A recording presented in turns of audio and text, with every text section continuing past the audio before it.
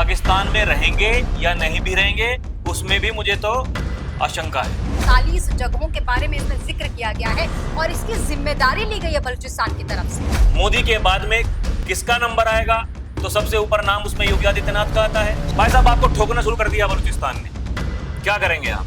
जी।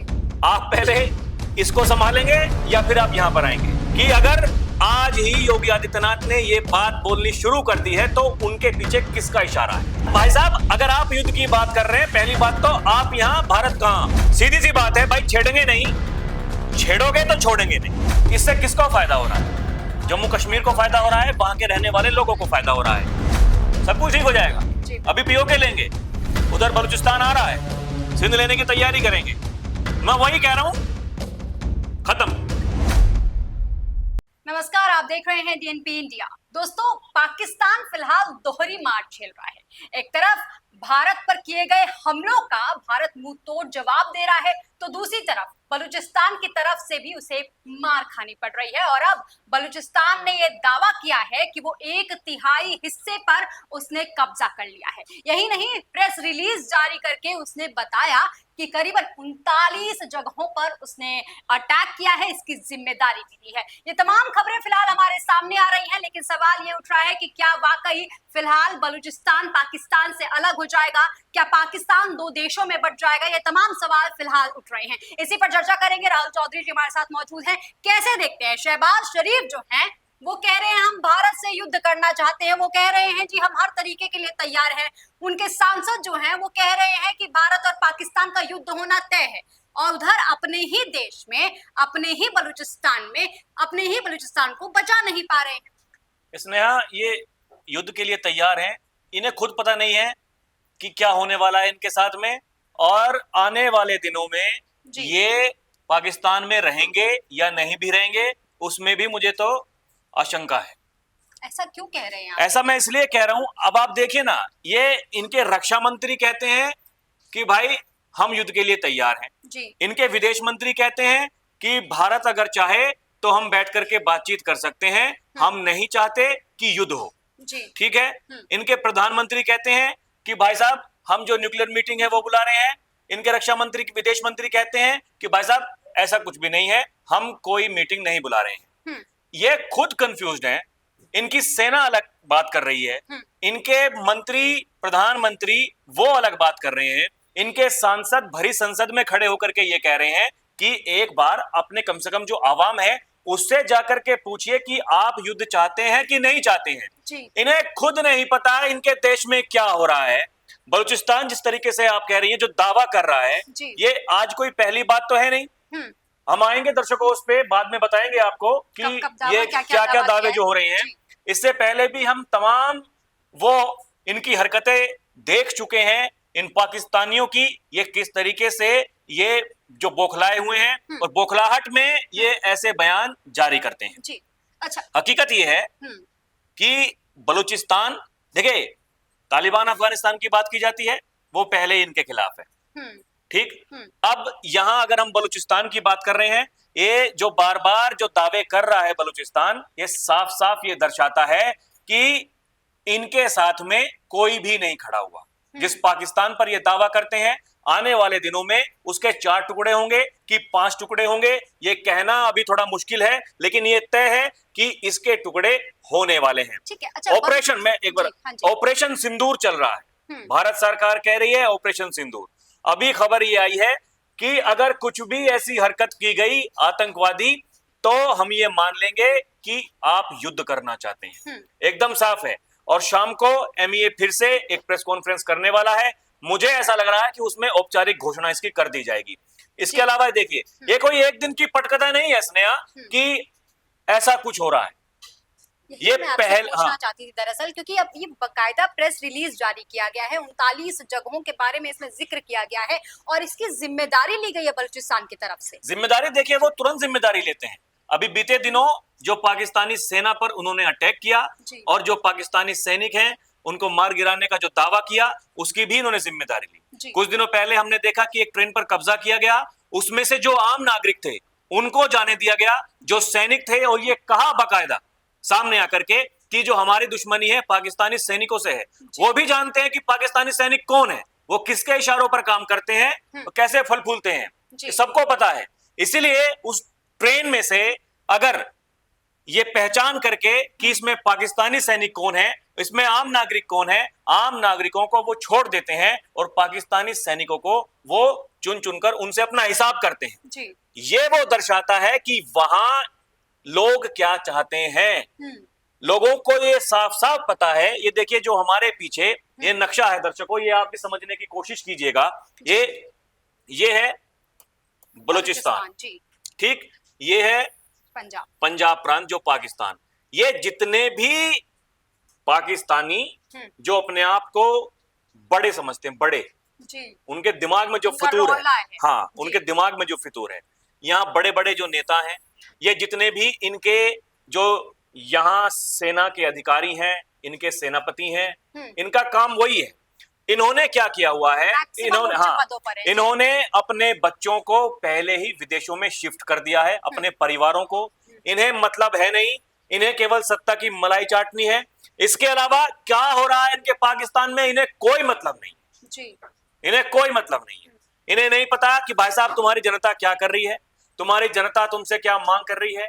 इन्हें केवल आतंकवादियों को पनाह देनी है और उनसे वो हरकतें करानी है जिसके लिए ये पूरी दुनिया में बार बार शर्मसार होते हैं जी। अच्छा, खबर ये भी है कि यहाँ जो है, यहाँ भी एरिया बहुत कह सकते हैं कि तनावपूर्ण है। देखिए सिंध का जो इलाका है, इस बात को समझने की कोशिश कीजिएगा स्नेहा जी। सिंध के बारे में उत्तर प्रदेश के जो मुखिया हैं योगी आदित्यनाथ, वो कई बार दावा कर चुके हैं। अगर वो अपने भाषणों में अखंड भारत की बात करते हैं जी। जो संघ प्रमुख हैं मोहन भागवत, वो कई बार अखंड भारत की बात कर चुके हैं। ये एक दिन की कोई सोची समझी कोई बात तो है नहीं, ना ही एक दिन का कोई काम है। अच्छा ये देखिए, थोड़े मैं तार जोड़ने चाहूंगा। अच्छा, दर्शकों आप भी समझिएगा। उत्तर प्रदेश के मुखिया योगी आदित्यनाथ को जिस समय मुख्यमंत्री बनाया गया, किसी को नहीं पता था कि वो मुख्यमंत्री बनने वाले हैं जी। उससे पहले वो गोरखपुर से लगातार सांसद रहे और उनका जीतने का अंतर हर बार बढ़ता चला गया, बढ़ता चला गया, बढ़ता चला गया। आपको याद होगा संसद में खड़े होकर के लालू यादव जी, मुलायम यादव जी, वो उनका मजाक उड़ाया करते थे। वो उन्हें ये कहते थे कि तुम साधु हो। अगर वो जनता के हित में कोई आवाज उठा रहे हैं, उनको ये कह करके उनकी आवाज को दबाने की कोशिश किया करते थे, अरे तुम तो साधु हो, तुम्हें राजनीति भी करनी है जी। आप उस चीज से समझ सकते हैं कि योगी आदित्यनाथ को अगर तैयार किया गया, सबको पता है, सब ये कहते हैं कि जो सरसंघ चालक हैं उनके करीबी हैं योगी आदित्यनाथ, ठीक है, उनको सांसद बनाया जाता है, समय आने पर उनको मुख्यमंत्री बनाया जाता है। अब जो सियासी गलियारों में ये चर्चाएं चलती हैं कि भविष्य में मोदी के बाद में किसका नंबर आएगा, तो सबसे ऊपर नाम उसमें योगी आदित्यनाथ का आता है जी। ये चर्चाएं ऐसे ही नहीं है, ये तैयारी, ये आज की तैयारी नहीं है, ये पहले से चलती आ रही है। ये जितने भी सियासी जानकार हैं और खासकर जो बीजेपी और संघ से जो ताल्लुक रखते हैं, जब कई बार पर्दे के पीछे उनसे बातचीत होती है, वो ये कहते हैं योगी आदित्यनाथ को अगर योगी बनाया गया है, उसके पीछे एक बड़ी सोच है। अगर 2047 तक विकसित भारत की बात की जा रही है, उसके पीछे एक बड़ी सोच है। अगर 2047 तक, कई बार योगी आदित्यनाथ ये कह चुके हैं अखंड भारत, अभी वो पीओके की बात करते हैं और अखंड भारत की कई बार बात कर चुके हैं। खासकर ये जो इलाका है सिंध वाला, इससे बड़ा बड़ा प्यार है उन्हें, बड़ी मोहब्बत है। मैं वही कह रहा हूं, ये तैयारी आज की तैयारी नहीं है। ये अगर बलूचिस्तान जिस तरीके से काम कर रहा है, ये आज की तैयारी नहीं है। बलूचिस्तान तो ये चाहता था कि हम ये करें, वो लगातार अगर पाकिस्तानी सैनिकों को टारगेट कर रहा है तो उसके दिमाग में है कि भाई हमें यहाँ पर रहना है। अच्छा, खबरें तो ये भी है कि बलूचिस्तान जो है वो लगातार ताक में बैठा हुआ था कि कब ये भारत और पाकिस्तान का, जैसे ही पाकिस्तान का ध्यान जो है वो भारत की तरफ जाएगा, जैसे ही हमारे वहां लगे हुए तैनात किए हुए सैनिकों को उधर साइड में शिफ्ट किया जाएगा, वैसे ही हम अपनी कार्यवाही जो है वो शुरू कर देंगे। और वही होता हुआ दिखाई दे रहा है, बिल्कुल होता हुआ दिखाई दे रहा है। देखिए अब आप क्या करेंगे, अब भाई आप यहाँ युद्ध की बात कर रहे हैं कि हम ये जो बॉर्डर है यहाँ पर हम युद्ध करेंगे। भाई साहब आपको ठोकना शुरू कर दिया बलूचिस्तान ने, क्या करेंगे आप जी? आप पहले इसको संभालेंगे या फिर आप यहां पर आएंगे? अच्छा, सबसे दिलचस्प बात यह है कि यहाँ बैठे जो लोग हैं वो नहीं चाहते हैं कि पाकिस्तान इस युद्ध में जीते या पाकिस्तान को विक्ट्री मिले। वो लगातार hashtag Hindustan victory, hashtag India win ऐसा करके ट्वीट कर रहे हैं, पोस्ट कर रहे हैं सोशल मीडिया पर। इसीलिए वो कर रहे हैं क्योंकि इनकी औकात उनको पता है। उन्हें पता है कि ये क्या करेंगे क्या नहीं करेंगे। इस बात को आप सोचिए कि इनकी बुद्धि में क्या होगा। इनकी बुद्धि, अगर मदरसों में पढ़ने वाले बच्चों को ये कह रहे हैं कि समय आने पर हम जंग में उनका इस्तेमाल करेंगे, उनको ट्रेनिंग दी जा रही है, इस बात से आप समझ सकती हैं स्नेहा कि इनका भविष्य क्या है। जी बिल्कुल। इनके बच्चे, मासूम बच्चे, उनको ये तैयार कर रहे हैं आगे फिदायीन हमले कराने के लिए। इस बात से आप समझ सकती हैं कि इनका भविष्य क्या है, ये क्या सोच करके ये लोग काम करते हैं, इनका क्या भविष्य है। इसी बात से उसका अंदाजा लगाया जा सकता है। सबको पता है, जिन्हें, जो लोग समझदार हैं उन्हें पता है कि पाकिस्तान का क्या भविष्य है। पाकिस्तान आज अगर पूरे विश्व के सामने कटोरा लेकर के भीख मांग रहा है और लोग इनको खदेड़ करके वहां से भेज देते हैं, अभी जैसे तैसे करके इनको, और फिर इन्होंने तुरंत देखिए अपना रंग दिखाना शुरू कर दिया। मैं वही कह रहा हूं, इनकी सोच केवल वहीं तक सीमित है। ये कुछ नहीं जानते तुम्हारी जनता तुमसे क्या डिमांड कर रही है, तुम्हारी जनता तुमसे क्या चाहती है। इन्हें कोई मतलब नहीं है। इन्हें मतलब इसलिए नहीं है क्योंकि इनके, देखिए एक बात कही जाती है, जिसके आगे पीछे कोई होता नहीं उसको सोचने की कोई जरूरत है नहीं। आगे पीछे से मतलब है इनके जो परिवार है, इनके जो बच्चे हैं, वो पहले से ही विदेशों में, समय आने पर ये भाग जाएंगे जी। एक कोई नहीं बचेगा वहां पर। और मैं वही बात कर रहा हूं, योगी आदित्यनाथ का अगर मैंने यहां जिक्र किया, उनके सिंध का बार बार जो भाषणों में वो कहते हैं, सिंध का अगर मैं जिक्र कर रहा हूं, तो ये कोई आज की बात नहीं है, ये भविष्य की बात है। और भविष्य को लेकर के भारत ने सोचना शुरू कर दिया है। हर बार अगर विकसित भारत की बात की जा रही है, अगर प्रधानमंत्री जिस भाषा का इस्तेमाल कर रहे हैं वही भाषा का इस्तेमाल योगी आदित्यनाथ उत्तर प्रदेश में रह करके कर रहे हैं, इस बात को आप समझिए कि वो कह रहे हैं कि हमारे प्रधानमंत्री मोदी जी के नेतृत्व में 2047 तक हमें विकसित भारत करना है। इसका मतलब यह है कि अगर आज ही योगी आदित्यनाथ ने ये बात बोलनी शुरू कर दी है तो उनके पीछे किसका इशारा है, जी समझिए। जी बिल्कुल। और इसीलिए मैं ये कह रहा हूं बार बार, 2047 अगर प्रधानमंत्री मोदी के बाद में अगर कोई नेता है, योगी आदित्यनाथ उसका जिक्र करता है, तो कहानी बहुत लंबी है। हमने बहुत लंबा सोचा हुआ है। हमें पता है कि कहां पर क्या है, जी बिल्कुल। हमें पता है कि वहां पर कितने चीजें हैं, कितने खनिज पदार्थ हैं जो हमारे लिए काम आने वाले हैं। इसीलिए ये जो बंटवारे के वक्त, ये जिन्ना लैंड, ये लोग जो सोचते थे कि तुम जो कुछ करोगे हम करते रहेंगे और कोई तुमसे कुछ करेगा नहीं, ये बेवकूफ लोग हैं। इन्हें कुछ नहीं पता। इन्हें पता ही नहीं है कि भारत की क्या रणनीति है, इन्हें पता ही नहीं है कि भारत क्या चाहता है। देखिए, ये मानवता की बात होती है स्नेहा, और हम ऐसे देश में रहते हैं, हम ऐसी सरकार के अधीन हम रह रहे हैं। हमारी जो सरकार है, हमारा देश जिनके हाथों में है, वो आज के बारे में नहीं सोचते, वो भविष्य के बारे में सोचते हैं। प्रधानमंत्री 2047 की अगर बात कर रहे हैं, उन्हें पता 47 तक वो नहीं रहेंगे। कौन प्रधानमंत्री होगा, कौन क्या होगा, तो मैं वही कह रहा हूं, जो अपना फ्यूचर सोचता है, जो अपना भविष्य सोचता है, इनके क्या ये सोचेंगे, इनको भाग जाना है, ये भगोड़े हैं। अच्छा, जो खबरें चल रही हैं कि पाकिस्तान जल्द ही, पाकिस्तान का जो नक्शा है वो बदल जाएगा, पाकिस्तान के कई टुकड़े हो जाएंगे, ऐसी तमाम खबरें चल रही हैं, क्या वो भी यहाँ पर होता हुआ दिखाई दे रहा है? क्योंकि हमारे जो फेमस शिक्षक हैं विकास द्विवेदी, वो कुछ ही समय पहले बोल रहे थे कि बलूचिस्तान होने वाला है, सिंध जल्दी होगा और बाकियों की तो बात ही नहीं कीजिए। तो मैं बात कह रहा हूँ, ये जो मैंने अभी कुछ कहा, ये वही कहा। ये आज की बात नहीं है कि भाई रात को सपना आ गया हमने ये काम करा दिया। अगर बलूचिस्तान की जो आर्मी है वो अगर ऐसे समय में आकर के ये दावा कर रही है, इससे आप क्या समझते हैं? सीधे सीधे आपको पता है। अब देखिए, ये उलझाने वाली बात होती है। ये जो कुछ लोग हैं वो इस बात को कि अगर हम पीओके की तरफ जाएंगे तो हमें चाइना से लड़ना पड़ेगा, कहते हैं ना लोग कि भाई दोनों फ्रंट खुल जाएंगे। चाइना कभी भारत से सीधे सीधे नहीं लड़ेगा, पहली बात। दूसरी बात, भाई साहब अगर आप युद्ध की बात कर रहे हैं, पहली बात तो आप यहां, भारत कहां, ठीक, और आपके फ्रंट खुल गए हैं यहां जी, आपको पता ही नहीं है कि आपके साथ में क्या होने वाला है जी बिल्कुल, इसलिए बौखलाए हुए हैं। सेनापति अलग बात कर रहा है, प्रधानमंत्री अलग बात कर रहा है, ठीक है, विदेश मंत्री अलग बात कर रहा है और रक्षा मंत्री अलग बात कर रहा है। कभी कहते हैं युद्ध रोकने को तैयार हैं, कभी कहते हैं इसके अलावा हमारे पास कोई रास्ता नहीं है। आप हम भारत में रह रहे हैं, इसी भारत की हम बात करते हैं। जी। हमारे देश के जो नेता हैं, हमारी देश की जो सेना है, हमारे जो सीडीएस हैं, एनएसए हैं, एक कमरे में बैठ करके बात करते हैं, मीटिंग्स होती है, ये तय होता है कि पाकिस्तान को कैसे ठोकना है, रात को कार्रवाई हो जाती है, हम ठोक देते हैं बिना किसी लाग लपेट के। ठीक है, सीधी सी बात है भाई, छेड़ेंगे नहीं, छेड़ोगे तो छोड़ेंगे नहीं जी।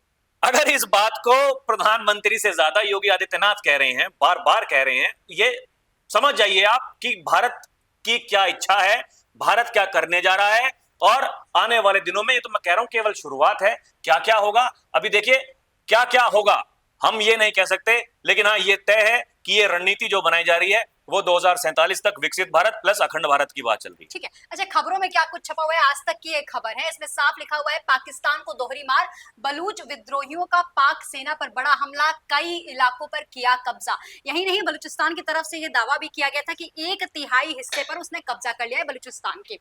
इसके बाद ही जनसत्ता की एक खबर है, इसमें लिखा हुआ है ना बाहर चैन ना अंदर सुकून, बाहर भारत की स्ट्राइक के बीच बलूचिस्तान ने भी खोला मोर्चा, जानिए क्यों ये हिस्सा होना चाहता है पाकिस्तान से अलग। इस तरीके की तमाम खबरें लिखी हुई है। और इसके साथ ही वहां के एक लेखक हैं मीर यार, उन्होंने बहुत साफ लहजे में ये अलग होने की भी मांग की थी, साथ ही बलूचिस्तान को एक राष्ट्र देने की मांग की थी, भारत से एम्बेसी की भी मांग की थी। ये तमाम ऐसी खबरें आ रही हैं और इससे पता चलता है कि बलूचिस्तान के जो लोग हैं वो जल्द ही कुछ बड़ा भी कर सकते हैं। और चूंकि अलगाववाद की तो मांग उठी रही है, अलग राष्ट्र की तो मांग उठी रही है, इससे भी भारत को बहुत कुछ पता चल रहा है और साथ ही साथ विश्व को पता चल रहा है कि पाकिस्तान की जो नीतियां हैं, पाकिस्तान की जो नीयत है अपने ही अवाम के लिए, वो कहीं भी ठीक नहीं बैठ पा रही। पाकिस्तान की नीति, पाकिस्तान की नीयत दोनों ही खराब है। नीति उनकी कैसी है, डूबते जा रहे हैं। नीयत कैसी है, नीयत ऐसी है कि अगर कोई पड़ोसी देश वो अच्छा खा कमा रहा है, देखिए गांव देहात में एक कहावत होती है कि पड़ोसी पड़ोसी से जलते हैं। कोई अगर अच्छा खा कमा रहा होता है तो उसके दुश्मन पड़ोसी बन जाते हैं कि भाई देखिए हमारे पास तो कुछ नहीं है, ये इतना कैसे कमा रहे हैं, ये आगे कैसे बढ़ रहे हैं, समझ रही हो? वही बात है, इनके पास तो कुछ है नहीं। एक तरफ कश्मीर है जो भारत का कश्मीर है, एक तरफ कश्मीर है जो ये पाकिस्तान ऑक्युपाइड कश्मीर है। वहां का फर्क आप देखिए कि भाई एक तरफ क्या हो रहा है, एक तरफ क्या हो रहा है। अगर कश्मीर में पर्यटक आ रहे हैं, वहां की जो इकोनॉमी है वो बढ़ रही है, इससे किसको फायदा हो रहा है? जम्मू कश्मीर को फायदा हो रहा है, वहां के रहने वाले लोगों को फायदा हो रहा है। लेकिन उनसे ये चीजें बर्दाश्त नहीं हो रही है। अगर पहलगाम में जाकर के धर्म पूछ करके आप लोगों की जान ले रहे हैं, और अगर जिसका सिंदूर उजड़ा वो ये कह रही है कि मुझे भी मार दीजिए, कि नहीं आपको नहीं मारेंगे, जाइए मोदी को बताइए, ये आप अंदाजा लगाइए ये क्या चाहते थे और इनकी मंशाएं क्या थी। ये ऑपरेशन सिंदूर, इसीलिए कह रहा हूं, जो सरकार जो कह रही है कि ऑपरेशन सिंदूर जारी है और ये कार्रवाई ऐसी होगी, ये रुकने वाली है नहीं।